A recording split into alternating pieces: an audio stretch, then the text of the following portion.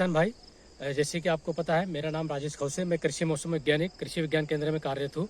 अभी आने वाले समय में मौसम में जो बदलाव हो रहा है उसके बारे में आपको बताऊंगा और इसका प्रभाव जो है फसलों के ऊपर कैसे रहने वाला है इसके बारे में हम आज बात करेंगे। तो सबसे पहले हम बात करते हैं कि ये मौसम बदलाव, अचानक मौसम में आया बदलाव, कारण क्या है। इसका कारण यह है कि अभी जो दो जगह पे पश्चिमी विक्षोभ जिसको हम वेस्टर्न डिस्टर्बेंस बोलते हैं और इसी वजह से बारिश, ये अपनी जो गरज चमक के साथ बारिश होती है, ओलावृष्टि होती है रबी सीजन में, इसी कारण से होती है। तो ये हो गया जैसे मतलब अभी आज के समय में आए मौसम में बदलाव का कारण। और आगे जैसे मौसम की स्थिति के बारे में जान लेते हैं। आगे आने वाले समय में अपने यहाँ जैसे आज का दिन दमोह जिले में कुछ ही जगहों पे, ऐसे इक्का दुक्के जगहों पे गरज चमक के साथ में ओलावृष्टि या फिर हल्की बारिश होने की संभावना है। पर इसका चांस है 25% ही इसकी संभावना बनी है।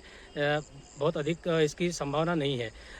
और इसके आने वाले अगर 5 दिनों की हम बात करते हैं तो देखते हैं कि मौसम कैसा रहेगा दमोह जिले में। तो हम बात करते हैं अधिकतम तापमान की। तो तापमान, कल का तापमान जो है 28 साढ़े 28 के बीच में रहने की संभावना है। उसके बाद में मौसम साफ होने की संभावना है, जैसे कि तापमान में भी 1 या 2 डिग्री की बढ़ोतरी देखने को मिलेगी। रात का तापमान की हम बात करते हैं तो कल बस थोड़ा सा मतलब कम दिखाई देगा। उसके बाद में आने वाले दिनों में आगे 1 सप्ताह तक तापमान जो है कि 12 से 14 के बीच में रहने की संभावना है।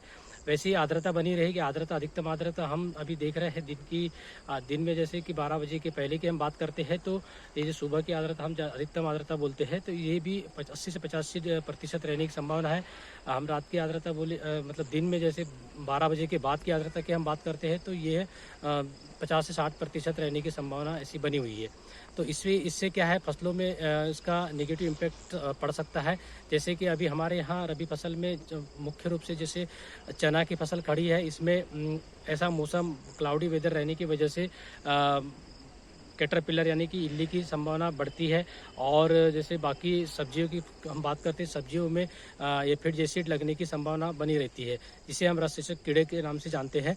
तो ये हम जैसे कि अभी इल्ली की अगर संभावना हमारे चने के खेत में लगती है तो हम इसे इमामेक्टिन बेंजोएट का मतलब स्प्रे कर सकते हैं। इसकी मात्रा जो है कि 100 ग्राम प्रति एकड़ के हिसाब से हम 200 लीटर पानी में घोल कर इसका छिड़काव कर सकते हैं, तो इल्ली से ये निजात मिल सकता है। हम बात करते हैं कि सब्जियों में हमारे यहाँ कई प्रकार, जैसे टमाटर है, भटा है, मिर्ची है, गोभी वर्गीय सब्जी में जैसे रस चूसक कीड़ों का प्रकोप ऐसे मौसम में अधिकतर देखने को मिलता है। तो इसके लिए हम किसानों को सलाह देते हैं कि थाइमेथाक्जाम या इमिडाक्लोरोपिड 2 की मार्केट में बहुत अच्छी दवाइयाँ हैं, इसका स्प्रे आप मौसम को देखते हुए कर सकते हैं। कुछ आपको डाउट या मतलब कुछ दवाई के लिए आपको पूछना है तो कृषि विज्ञान केंद्र में कृषि विज्ञानी से संपर्क कर आप अपनी फसलों को सुरक्षित रख सकते हैं। और भी कोई अन्य खेती बाड़ी से संबंधित जानकारी आपको अगर लेना है तो कृषि विज्ञान केंद्र के कृषि विज्ञानी से आप संपर्क कर सकते हैं। इसी के साथ में मैं अपनी वाणी विराम देता हूँ। धन्यवाद।